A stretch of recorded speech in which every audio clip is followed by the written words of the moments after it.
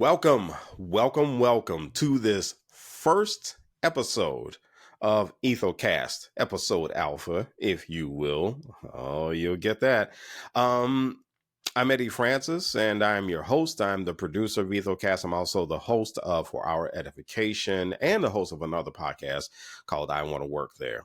But this is Ethocast. It's a limited series podcast that I'm doing, and it's dedicated to Greek life, college fraternities and sororities. So let's get this out of the way. I know if you're listening to this thing or if you're watching it and you're saying, Eddie, you got gray hairs and it looks like you have been around for a minute.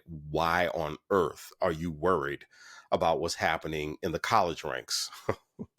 That's actually a pretty easy answer. Well, there is research out there right now that says that a lot of folks do not necessarily have faith in leaders. A lot of folks have lost confidence in leaders. So to me, the smart play is to start looking at the next generation of leaders for this society, for this world. And where do we see a lot of these folks? We do see a lot of these folks in our college fraternities and sororities. I'll get to that in just a second. But ethical leadership has become my thing. It's something that I care very, very deeply about. As a matter of fact, my personal mission now is to promote ethical leadership in everything that I do. I even have a personal motto: leadership for good. That simple. And so this podcast, the mission of Ethocast is to develop generations of ethical leaders leveraging the spirit and values of brotherhood and sisterhood. Yep, that's it. That's it. There are a lot of things that I like to talk about, by the way, when it comes to ethical leadership. I love to talk about personal leadership. I love to talk about the leader-follower relationship, something that I studied in my master's program for strategic leadership. Followership is something else that I love to talk about. And we need to talk about diversity, equity, inclusion, and belonging. I talk about that as well. And I also talk about student leadership. And that's because all of these things have played some role in my life, somehow, in a very prominent, in a very distinct way. And I think that Ethocast is also a way for me to get a lot of things off my chest that I just have to get off my chest. Listen, I would run a whole bunch of statistics by you about Greek life and all that other good stuff. But number one, I don't have it in front of me. But number two, I don't necessarily want to cloud all of this with data. I really want to focus on the fact that there is so much energy among college fraternity and sorority members, and we can do some really cool, productive things with a lot of that energy. Now, let's be clear. There are a lot of folks who are members of fraternities and sororities who are already doing some really cool things. They are already huge servant leaders out there doing it. But we do need more. We need more from more people. You know, I was initiated into my fraternity, Alpha Phi Alpha, in the spring of 1989, March 10th, 1989. So this year I celebrated 35 years. And when I got to college, I graduated from Loyola University, New Orleans. And when I got to Loyola, I remember folks asking me, Eddie, do you want to be in a fraternity? And the answer was hell no, except I didn't say hell. And I was like, I'm not going to do that. It's silly. The summer that I got to college was the summer that School Days came out. And School Days made this really big statement to wake up of just a harsh criticism of Greek life on college campuses at HBCUs, right? And so I looked at that and I'm like, well, I don't want to do that. That looks silly. That looks stupid. Why would I want to do that? Why? So then this brother by the name of Emil Bagneris III came to me and he told me about an interest meeting. And I was like, yeah, okay, fine. I checked out the interest meeting and there were a couple of things that were said in that meeting that really got me thinking differently. One thing, and it wasn't one thing that was said, but really it was the recitation of history of the fraternity. I had no earthly idea that some of the men who I thought were some of the most influential men in history were members of Alpha. So I was immediately impressed by that. But then there was something else that they said. And one of the things that they said was, go take a look at other fraternities and you just decide for yourself. That meant a lot to me. But then the other thing that they said was, some fraternities, when they talk to you, they don't necessarily talk to you about who they are and what they do. They start talking about other fraternities, and that's not what we do. You can't win a race if you're looking at your competition. Bam. And that was something that hit me. And so I tell that story to say that I found something way deeper in Greek life than I ever thought I would find. I thought it was silly. I thought it was pointless. But as it turns out, it was far from silly and had lots of points. And so there I was. There I was in the spring of 1989, right after the fall of 88, when I got to college. And then I became a member of Alpha Phi Alpha. And it's been great. Now, I know you're probably sitting there and you're thinking to yourself, oh, okay, now I bet he's about to tell us about, all the career connections he had and all that stuff and all the favors people did for him, because his frat brothers probably just did him a whole bunch of favors. And I would say partially, actually, where I made a lot of my career connections was from people in other fraternities and sororities. As a matter of fact, I got into radio. Do you want to know how I got into radio? I got into radio with a friend of mine who was a member of Zeta Phi Beta, or who is a member of Zeta Phi Beta. Right. And then there were all of these guys who at different points in my career were pretty impactful. And guess what? Not alphas. They were members of Kappa Alpha Psi. I can tell you about times that I had an Omega, a member of Omega Psi Phi, where, say something really, really impactful to me. Friendships I made with men of Phi Beta Sigma, men of Iota Phi Theta, women of Delta Sigma Theta, Alpha Kappa Alpha, Sigma Gamma Rho. So I had this community that got much broader than I thought it would ever get. Now, I will say this. I did make a common mistake that people make when it comes to Greek life. And that is, I allowed myself at some point while I was in college, to rely on Alpha to legitimize who I am. Now, if you're one of the people who is thinking to yourself, oh, yeah, y'all do that all the time. Well, let me just defend Greek life a little bit on this, because it's not just Greek life where you see that happen. You know that, right? I mean, think about the people who you look at and you ask yourself, man, is church all they got? Man, is that high school they graduated from? Is that all they got? Man, they keep telling the same college basketball glory story over and over again, and it's 30 years later. Is that all that person got?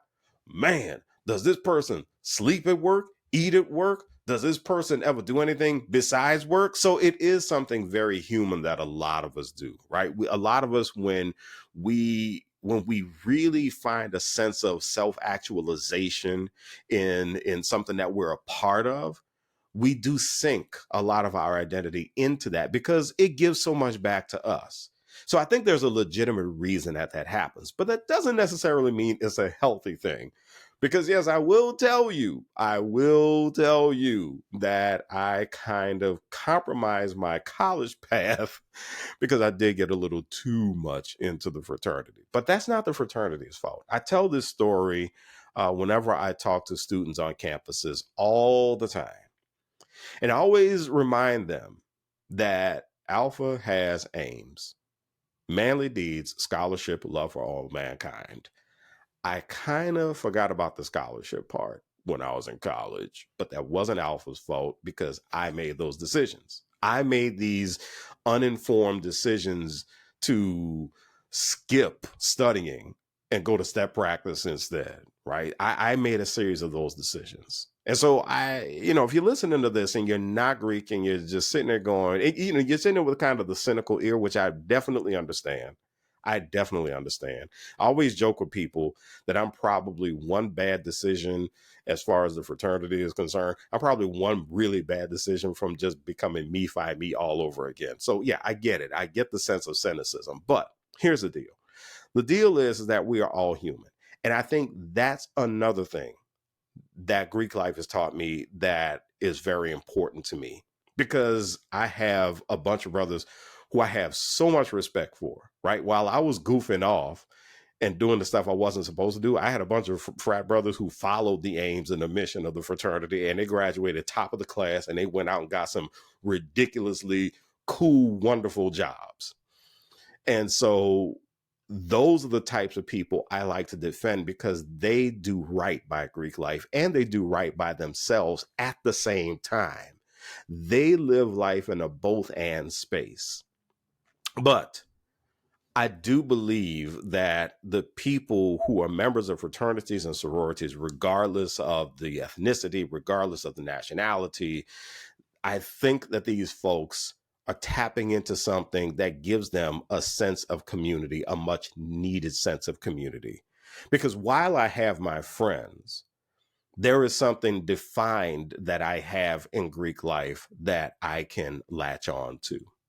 I spoke at the Northeastern Greek Leadership Association conference at the beginning of the year.